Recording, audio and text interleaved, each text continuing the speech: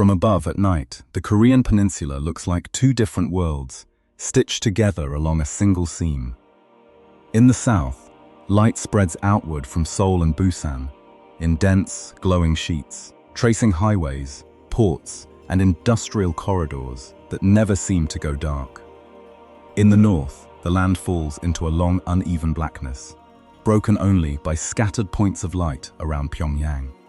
Between them runs a narrow military line, fenced, mined, and watched around the clock, cutting straight across mountains and rice paddies, as if the peninsula itself had been sliced in two. It looks ancient, almost geological, as though it had always been there. It has not. Pull the image back far enough, past the highways and the border fences, past the factories and the missile sites, and the peninsula returns to what it was for most of histories. Valleys, rivers, and mountains, dotted with villages that had never heard the words North Korea or South Korea, because no such names existed. Long before there were two states, there were gold crowns buried beneath royal mounds, three kingdoms fighting over a single river valley, Mongol horsemen pouring down from the north, a royal court inventing an entirely new alphabet, Japanese soldiers wading ashore in the 16th century and again in the 20th, crowds filling colonial streets in protest, armies crossing a line drawn near the 38th parallel, and a capital city changing hands again and again in a war that left the peninsula more divided than ever. How did centuries of kingdoms, invasions, reinvention, and repeated unification eventually produce two Koreas? To understand that, the story has to begin at a point when Korea was not yet a country at all, and not even an idea. Mist settled over river valleys where small farming communities worked, fields hemmed in by mountains on almost every side, communities whose identity had nothing to do with a peninsula-wide nation and everything to do with clan, village, and local ruler.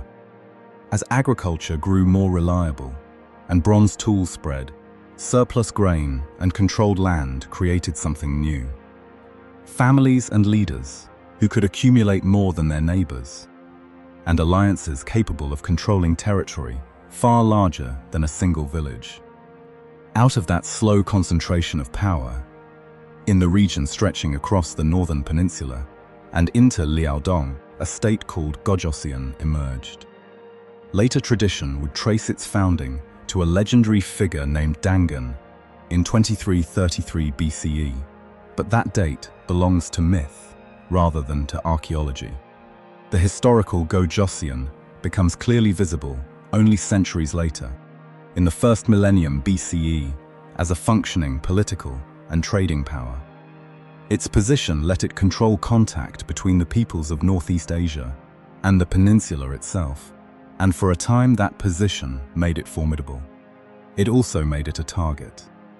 In 108 BCE, Han China defeated Gojoseon and established military commanderies across the north.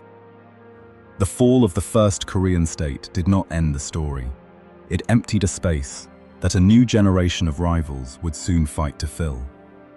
A farmer working a river terrace in this era had no reason to think of himself as living inside a single, continuous nation. His loyalty belonged to a village, a clan, a local ruler, and a stretch of land he could walk across in a day, not to any peninsula-wide idea. That local, fragmented sense of belonging is worth remembering because it would take many centuries and many collapses before anything resembling a shared Korean identity began to take shape above it. Out of that vacuum came Goguryeo in the north, Baekje in the southwest, and Silla in the southeast.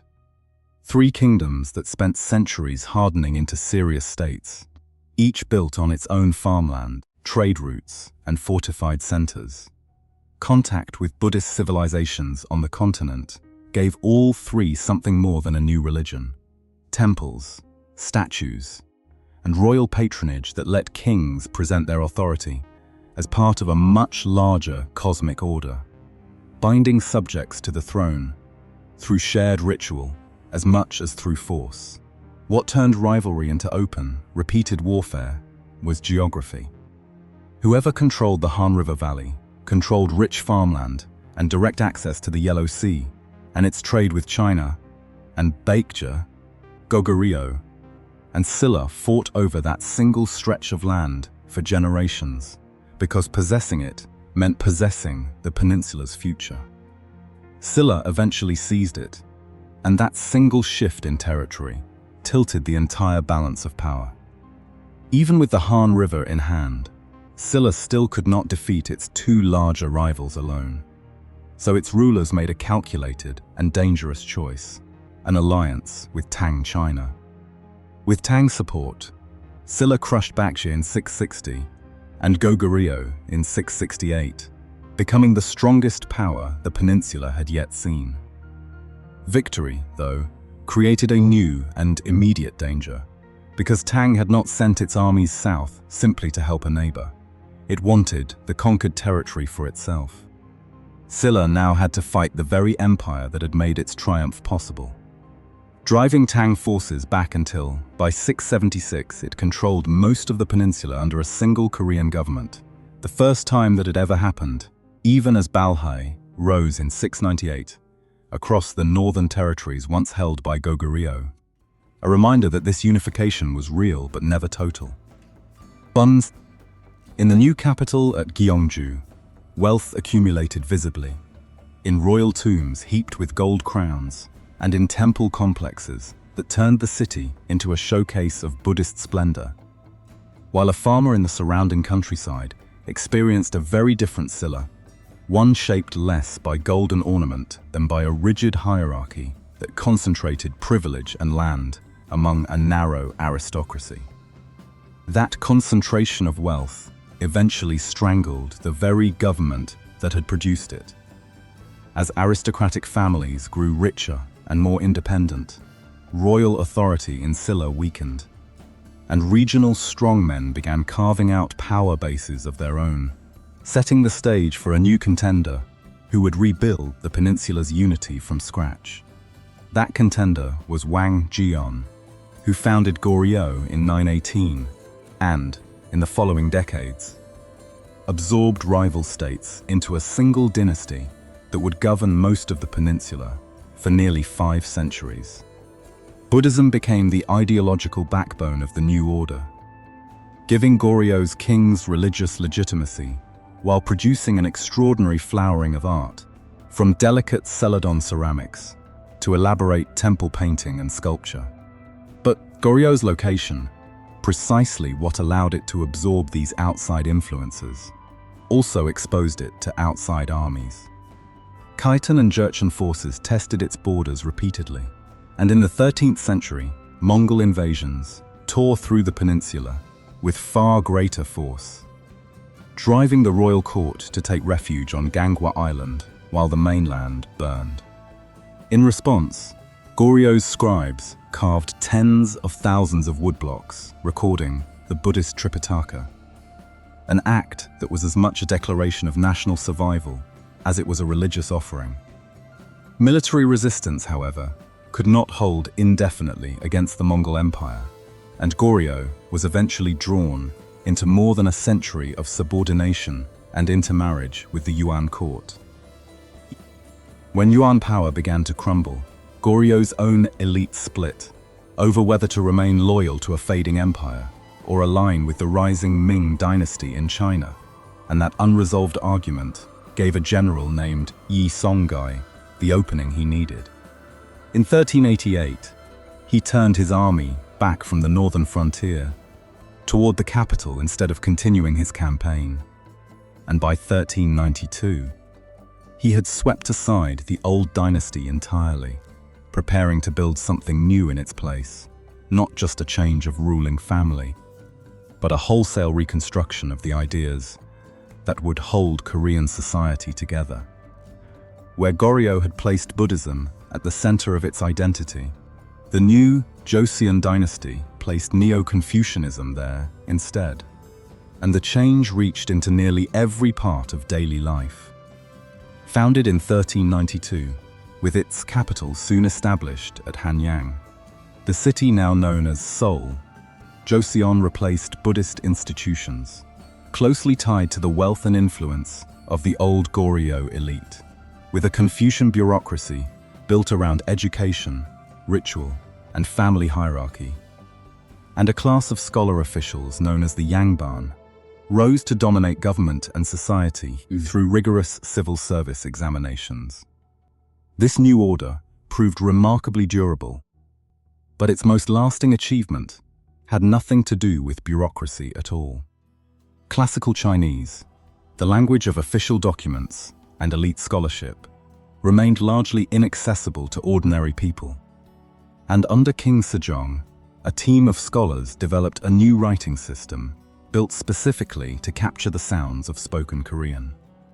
Promulgated in 1446 as the Hunminjeongeum, it would later be known as Hangul, and it gave the Korean language a script of its own, a tool that would ultimately outlive the dynasty that created it and become one of the deepest markers of Korean identity on both halves of a future divided peninsula. Stability, though, is not the same as invulnerability, and in 1592, the Japanese warlord Toyotomi Hideyoshi launched an invasion aimed at using Korea as a corridor onto the Asian continent. Returning again in 1597 after the first campaign stalled.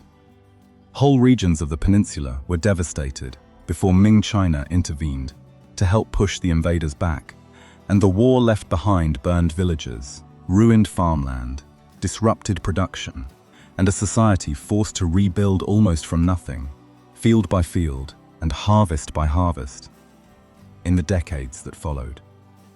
Joseon survived, but the world around it kept shifting.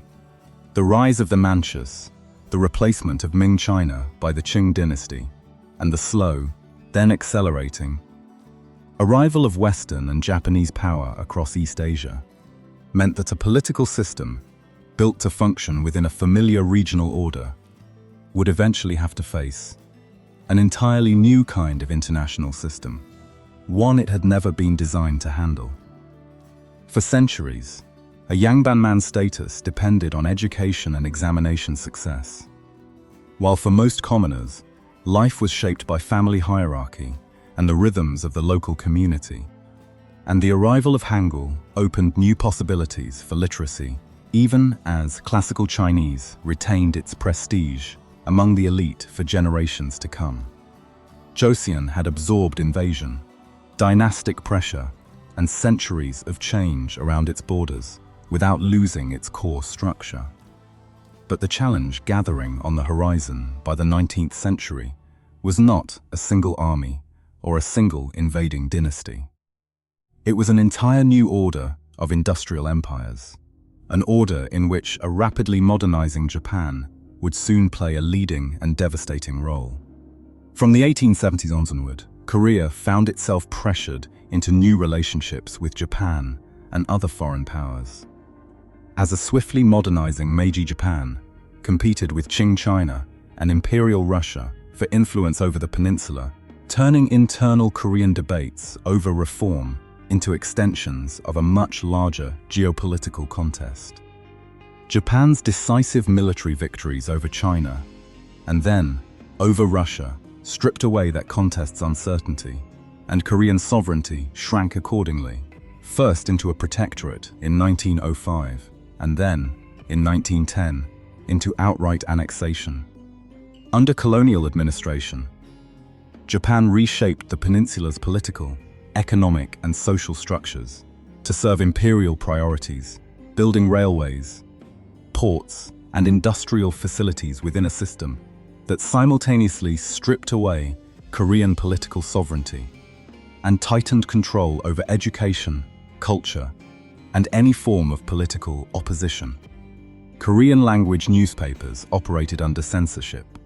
Korean school children were pushed toward a curriculum built around the Japanese language and Japanese history, and traditional institutions that had structured Korean life for centuries were subordinated to a colonial bureaucracy answering to Tokyo rather than to any Korean authority. That pressure did not extinguish national feeling, it sharpened it. In 1919, resentment against colonial rule, combined with the global language of self-determination following the First World War, to ignite the March 1st movement, sending demonstrations rippling across the peninsula and pushing the independence movement into exile, where activists organized a provisional government in Shanghai and kept the idea of an independent Korea alive from abroad. As the Second World War intensified, colonial mobilization deepened further, with Japan drawing ever more heavily on Korean labor and resources for its war effort. And that experience of empire only strengthened the connection, in the minds of many Koreans, between liberation and national survival. A Korean family under colonial rule might encounter Japanese authority in the schoolroom, on the factory floor, and in the local police station, while independence activists organized across the peninsula, Manchuria, China, and beyond, weaving national identity into an active, ongoing political struggle rather than a passive inheritance. When Japan finally surrendered in 1945, 35 years of colonial rule came to an end, and for a moment, liberation looked like it might deliver exactly what centuries of dynastic collapse and colonial subjugation had denied Korea: a single, sovereign, unified nation. It did not happen that way. Even before Japanese forces had fully withdrawn from the peninsula, a temporary military boundary was drawn near the 38th parallel, intended only to organize the surrender of Japanese troops. That line would reshape Korea more profoundly than any border that had come before it. Liberation crowds filled the streets in August of 1945, and almost immediately afterward, a new line appeared across the map, splitting the peninsula into a Soviet occupation zone in the north and an American occupation zone in the south. What began as a military convenience for accepting Japanese surrender hardened, with unexpected speed, into a lasting political division, as the emerging Cold War made a unified political system increasingly difficult to negotiate between the two occupying powers. Each side backed political structures built in its own image, and in 1948 those separate structures became separate states. The Republic of Korea in the south and the Democratic People's Republic of Korea in the north, each claiming legitimate authority over the entire peninsula and treating the division itself as temporary and unfinished business. That shared refusal to accept the border as permanent made confrontation nearly inevitable, and tension along it steadily escalated until, on the 25th of June, 1950, North Korean forces crossed the 38th parallel in an attempt to resolve the division by force. The Korean War had begun, drawing in South Korean and United Nations forces, most heavily from the United States, and then, as the fighting pushed north toward the Chinese border, Chinese forces as well. Over the following months, the front line swept almost the entire length of the peninsula, first plunging south as northern forces advanced, then reversing sharply north under a United Nations counteroffensive, then reversing again once Chinese troops entered the conflict. And Seoul itself changed hands more than once as cities, villages, railways, and families were torn apart by the shifting battle lines. Families fled across bridges and roads, carrying whatever they could hold. Columns of refugees moving south ahead of the fighting, while soldiers moved north behind them. And a person living in Seoul, Pyongyang, or a rural village in between, might see occupation change hands several times before the fighting finally settled into a fixed line. Homes, bridges, and rail lines that had taken generations to build were reduced to rubble within months, and entire communities scattered across a peninsula that had never before experienced destruction on quite this scale. When an armistice finally halted the large-scale combat in 1953, it stopped the war without formally ending it, since no comprehensive peace treaty followed, and a demilitarized zone took shape near the final front line, close to where the original division had begun. By the time the guns fell silent, relatives on opposite sides of a border that was now almost impossible to cross discovered that the war meant to erase the division between North and South had instead carved it permanently into the landscape. Both halves of the peninsula emerged from the war devastated, their cities in ruins and their populations exhausted. Yet it was from that same shared catastrophe that North and South would begin building two entirely different futures. In the North, Kim Il-sung consolidated power through post-war reconstruction paired with purges within the Workers' Party, building a highly centralized state organized around a state-directed economy and an emerging cult of leadership. In the South, decades of authoritarian rule, political unrest, and periods of military government followed, driven by security anxiety, fragile post-war institutions, and an anti-communist Cold War climate that left formal democratic structures in place, while frequently constraining the freedoms they were supposed to guarantee. Beginning in the 1960s, though, South Korea committed itself to export-led industrialization and state planning, investment in manufacturing, education, and infrastructure combined with expanding export markets to transform the country almost beyond recognition as factories, shipyards, and highways spread across a landscape that had been rubble a decade earlier, pulling millions of people from rural villages into rapidly growing cities, where sons and daughters of farmers found work on assembly lines and, in time, sent their own children into universities that had barely existed a generation before. That transformation carried a real cost as rapid growth unfolded, alongside authoritarian political control and harsh labor conditions, priorities set by leaders who placed economic development and national security above almost everything else.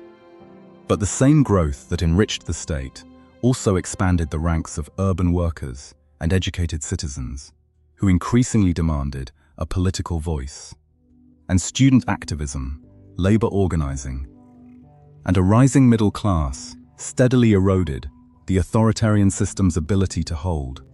Decade after decade of demonstration and negotiation building toward 1987, a major turning point that secured constitutional reform and competitive presidential politics. By the end of the Cold War, the contrast between the two Koreas had become unmistakable, with South Korea established as a major industrial economy, while North Korea remained locked into a closed system, increasingly dependent on aid and trade from its socialist allies. And the peninsula's division had grown into something far deeper than a political line. Two societies developing along fundamentally different paths. When the Soviet Union collapsed, it opened a new phase of global integration for the South, while stripping away one of the key pillars supporting the northern economy.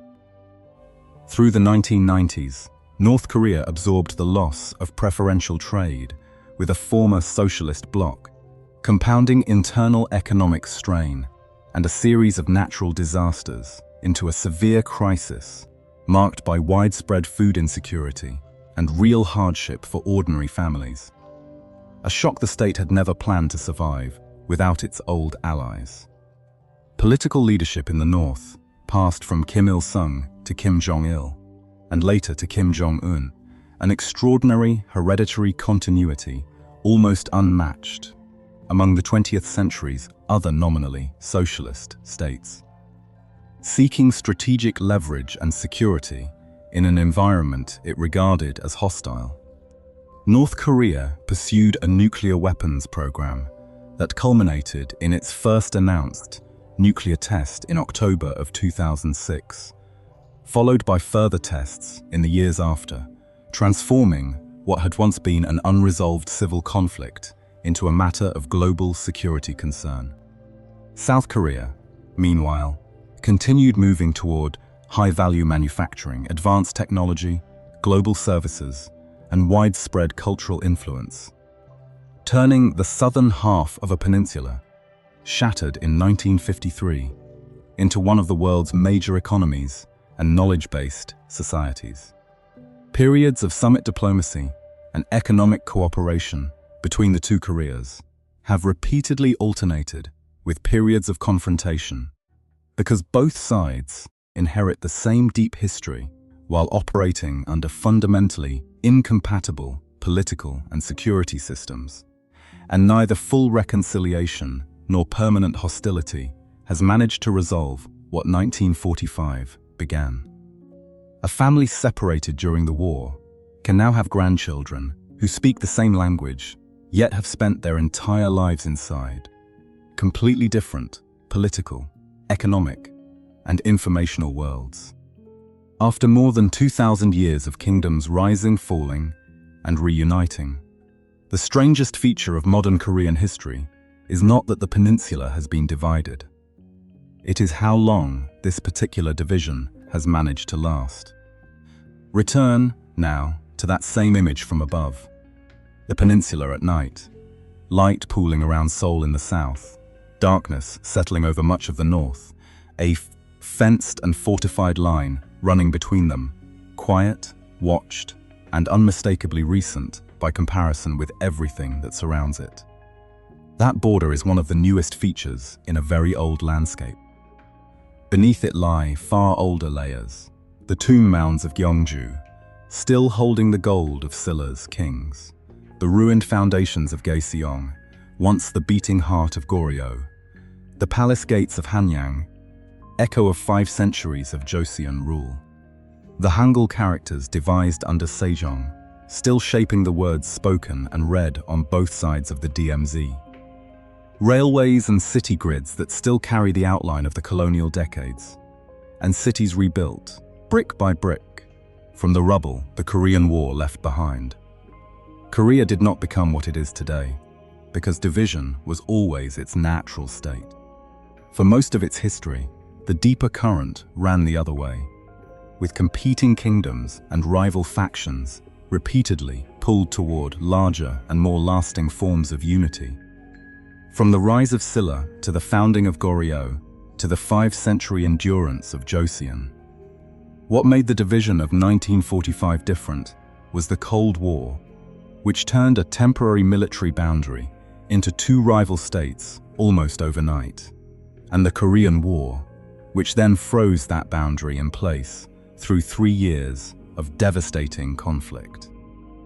An ancient peninsula of competing kingdoms became a unified dynastic civilization, then a colonized nation stripped of its sovereignty, then finally 2 modern states built from the same ruins, yet shaped by opposite systems.